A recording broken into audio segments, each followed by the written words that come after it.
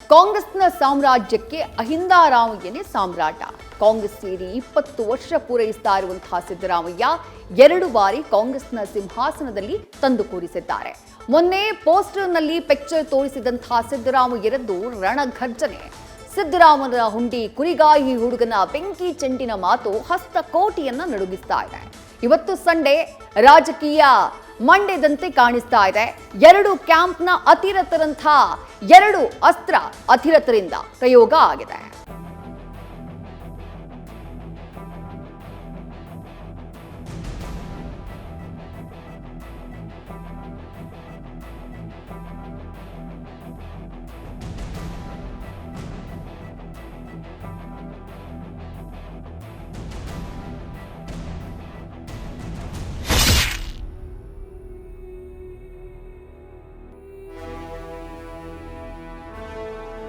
ಕರ್ನಾಟಕದ ಪಟ್ಟದ ಕದನ ರಣರೋಚಕ ಘಟ್ಟಕ್ಕೆ ಬಂದು ತಲುಪಿದೆ.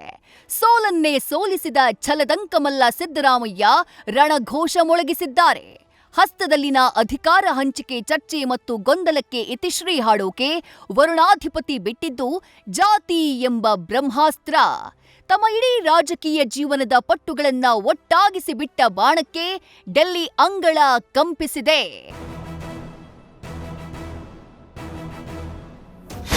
ಬಜೆಟ್ ಬಳಿಕ ಹಸ್ತಪಡಿಯಲ್ಲಿ ಪಲ್ಲಟ ಆಗೋದು ಖಚಿತಾನ? ಹಠಕ್ಕೆ ಬಿದ್ದ ಸಿದ್ದರಾಮಯ್ಯ, ಪಟ್ಟು ಬಿಡದ ಶಿವಕುಮಾರ್. ಹಠಕ್ಕೆ ಬಿದ್ದ ಸಿದ್ದರಾಮಯ್ಯರನ್ನ ಮಣಿಸೋದು ಅಂದ್ರೆ ಅಷ್ಟು ಸಲೀಸಲ್ಲ ಬಿಡಿ ವೀಕ್ಷಕರೇ. 4 ದಶಕಗಳನ್ನೇ ರಾಜಕೀಯ ಪಡಸಾಲಿಯಲ್ಲಿ ಉಂಡೆದ್ದು ಬೆಳೆದ ವರುಣ ವೀರ ಹಸ್ತಪಡಿಯನ್ನ 2 ಬಾರಿ ಅಧಿಕಾರದ ಚುಕ್ಕಾಣಿ ಹತ್ತಿಸಿದ ರಣಬೇಟೆಗಾರ.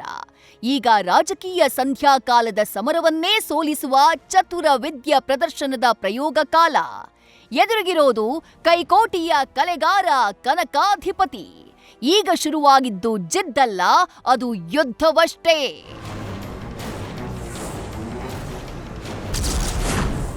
ಮತ್ತೊಂದು ಡೆಲ್ಲಿ ಟ್ರಿಪ್ಗೆ ಸಜ್ಜಾಗ್ತಿದ್ದಾರೆ ಡಿಸಿಎಂ ಡಿಕೆ ಶಿವಕುಮಾರ್. ಎಲ್ಲೆಲ್ಲೋ ಯಾವ್ಯಾವುದೋ ವಿಚಾರವನ್ನ ಮಾತಾಡಲ್ಲ ಅಂದ್ರು ಕಟ್ಟಪ್ಪ. ರಾಜ್ಯದಲ್ಲಿ ರಣ ರಾಜಕೀಯ ಶುರುವಾಗಿದೆ. ಮತ್ತೊಂದು ಹಂತದ ದೆಹಲಿ ಟ್ರಿಪ್ಗೆ ಡಿಸಿಎಂ ಡಿಕೆ ಶಿವಕುಮಾರ್ ಸಜ್ಜಾಗ್ತಿದ್ದಾರೆ. ಮುಂದಿನ ವಾರವೇ ಡೇಟ್ ಫಿಕ್ಸ್ ಆಗಿದೆ. ಫ್ಲೈಟೂ ಬುಕ್ ಆಗಿದೆ. ಬೆಂಗಳೂರಲ್ಲಿ ಟೂರ್ಗೆ ಕೊಟ್ಟಂತಹ ಕಾರಣ 10. ಆದ್ರೆ ಕೊನೆಗೆ ಹೇಳಿದ್ದು ಬಹಳ ಇಂಟ್ರೆಸ್ಟಿಂಗ್. ನಾನು ಹೋಗೋದು ಬರೋದು ಇದ್ದೇ ಇದೆಯಪ್ಪ. ನಾನು ಹೋಗದೆ ಇನ್ಯಾರು ಹೋಗ್ತಾರೆ? ಯಾವಾಗ ಕರೀತಾರೆ, ಯಾವ ಮೀಟಿಂಗ್ಗಳಿರ್ತದೆ, ಯಾಗೆಲ್ಲ ಹೋಗ್ತಾ ಇರ್ತೀವಿ. ಬೇಡ್ರಿ, ಇಲ್ಲ ನಮ್ಮ ರಾಜ್ಯದ ವಿಚಾರ ಅಲ್ಲ, ನಂಗೆಲ್ಲ ಮಾತಾಡಕ್ಕೆ ಹೋಗಲ್ಲ. It is not A public discussion. ಆದರೆ ಕಾರವಾರದಲ್ಲಿ ಡಿಕೆಶಿ ತಮ್ಮ ಆಪ್ತ ಪಡೆಗೆ ಮೌನ ಎಚ್ಚರಿಕೆಯನ್ನ ನೀಡಿ ಶುಭ ಸಂದೇಶ ರವಾನಿಸಿದ್ದಾರೆ. ಫಾರಿನ್ ಟ್ರಿಪ್ ಹೋದ ಶಾಸಕರನ್ನ ಪ್ರವಾಸದ ಬಗ್ಗೆ ಕೇಳೋದಾಗಿ ಹೇಳಿದ್ದಾರೆ. ಇಕ್ಬಾಲ್ ಹುಸೇನು ಬಾಯಿ ಮುಚ್ಕೊಂಡಿರ್ಬೇಕು, ರವಿಗಿನ್ನು ಬಾಯಿ ಮುಚ್ಕೊಂಡಿರ್ಬೇಕು, ಶಿವಗಂಗನು ಬಾಯಿ ಮುಚ್ಕೊಂಡಿರ್ಬೇಕು. ಎಲ್ಲರೂ ಬಾಯಿ ಮುಚ್ಕೊಂಡಿದ್ರೆ ನನಗೆ ಒಳ್ಳೇದಾಗ್ತದೆ.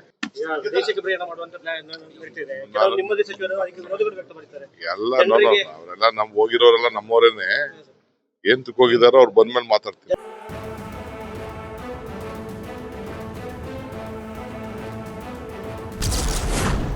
ಮುಂದೆ ಅವರೇ ಮುಂದುವರಿತಾರೆ ಅನ್ನೋದಷ್ಟೇ ಲೆಕ್ಕಾಚಾರ. ಅರ್ಧ ಗಿರ್ಧ ಅಂತ ನಾವೇನೂ ಕೇಳಿಲ್ಲ.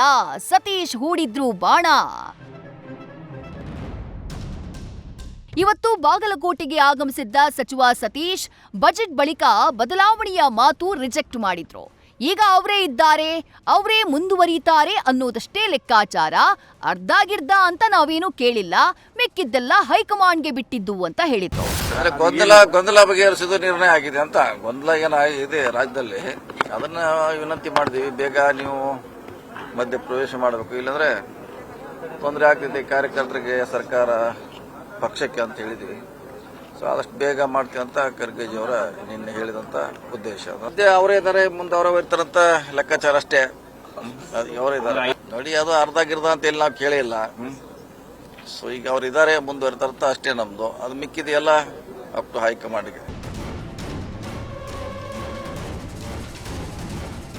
ಒಟ್ಟಾರೆ ಸಿಂಹಾಸನಕ್ಕೆ ಏರಿ ಸಾಮ್ರಾಜ್ಯವನ್ನ ಕಟ್ಟಿದ್ದ ಸಿದ್ದರಾಮಯ್ಯಗೆ ಈಗ ಎದುರಾಗಿರೋದು ಕನಕಾಧಿಪತಿ.